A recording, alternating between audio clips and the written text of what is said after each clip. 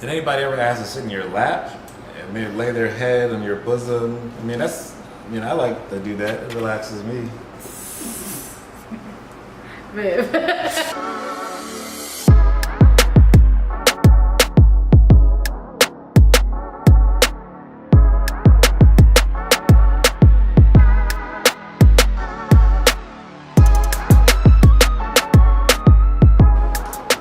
Happy New Year, everybody. Welcome to another episode of House of Ways and Beans. So I hope you've been enjoying this little series we've doing so far on mental health.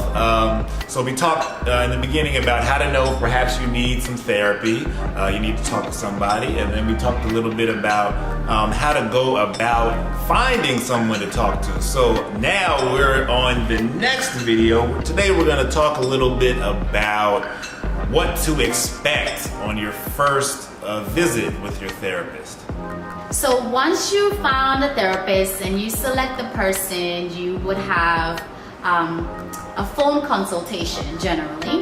And what happens with that is that you will call the person, or the therapist will call you, and it's a brief phone call where they assess your presenting problems, and they will let you know whether it's something that they will be able to help you with.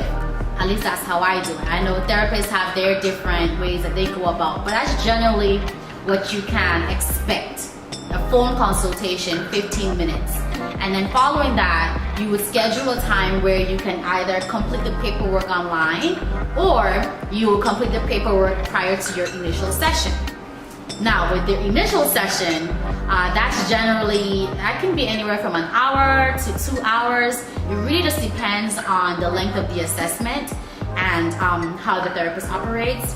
For me, generally, my assessment sessions are an hour. If I need additional time, then I schedule for the next week an additional hour for the assessment and treatment plan.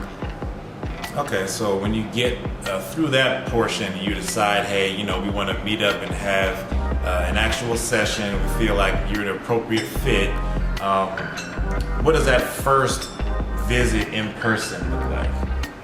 So you'll come in, you do your pre-test, if it's something that you need to do depending on the symptoms that you've identified during the phone consultation.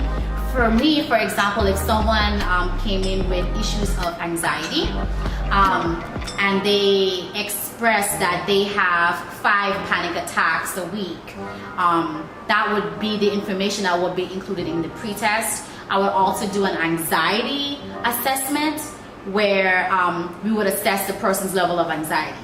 And then in the first session, once they actually come into the session and we're talking about the results of their assessment, we will talk about where they scored or how they scored. We will make sure we capture that number of anxiety attacks that they experience over a given week. And then we will begin through the regular assessment, which is where you gather the history, mental health history, if any exists. You'll talk a little bit about family makeup. You'll get some demographic information as well. You'll talk about education, work, substance abuse history, legal history, things of that nature. It's kind of like a snapshot of everything. And it also picks up if there have been any abuse that you've experienced. Those things are captured as well. Or trauma. So there's a lot of things that people may not realize is traumatic, like flooding, or maybe like a fire, your home burning down. That's a very traumatic experience. I think what's happened is that we've become so immune to things happening that we don't realize that they're traumatic. But losing your home is very traumatic.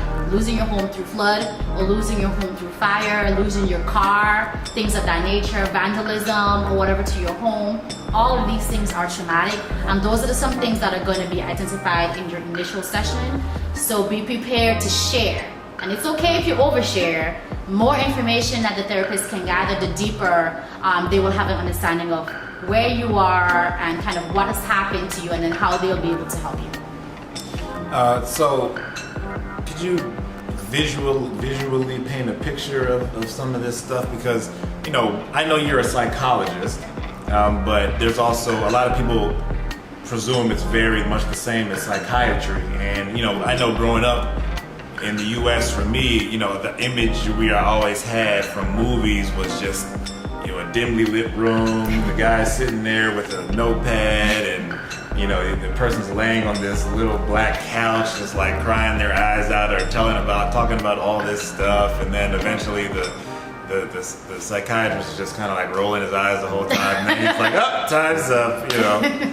That's another $300. I mean, what does it look like? I mean, should somebody expect to come in and lay down on the leather couch that everybody else already slobbered all over? I mean, what does it look like in your office? So the therapy sessions are different. For me, I provide all my therapy via the internet, so it's all virtual therapy. They call it teletherapy.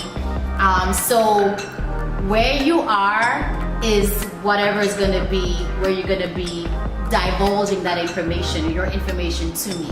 So I'll most likely be at my desk listening to you. You'll be able to see, you know, my office background and things of that nature.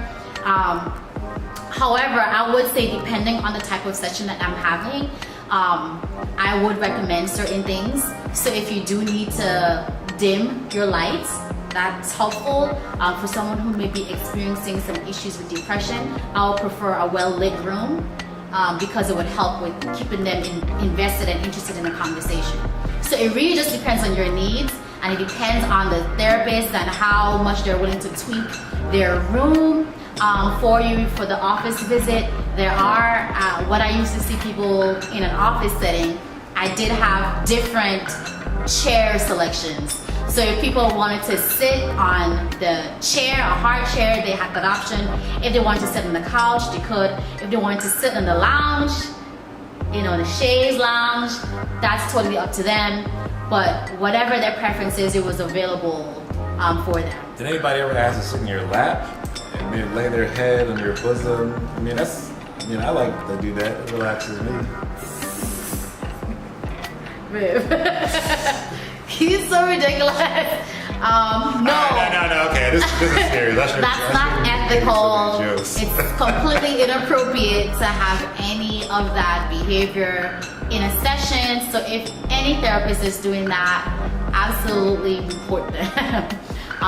What I would suggest for people, sometimes they do like touch, and sometimes that's helpful for them. So maybe if you're doing a breathing exercise in your therapy session, probably placing your hand on the person's shoulder to help the person kind of feel grounded, that's appropriate touching. If you come into an office, maybe you want to greet with a handshake.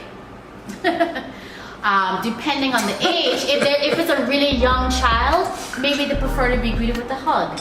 So it really just depends. You cater your touching and things like that based on the relationship that you built with your client, and you also have to think about age. You also have to think about what trauma they may have experienced and how the touch could affect them.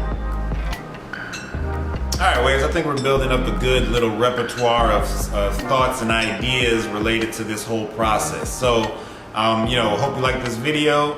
Drop a like, give us a comment down below if you have any questions, or hit that subscribe button. So we'll see you soon. We got more of this content coming.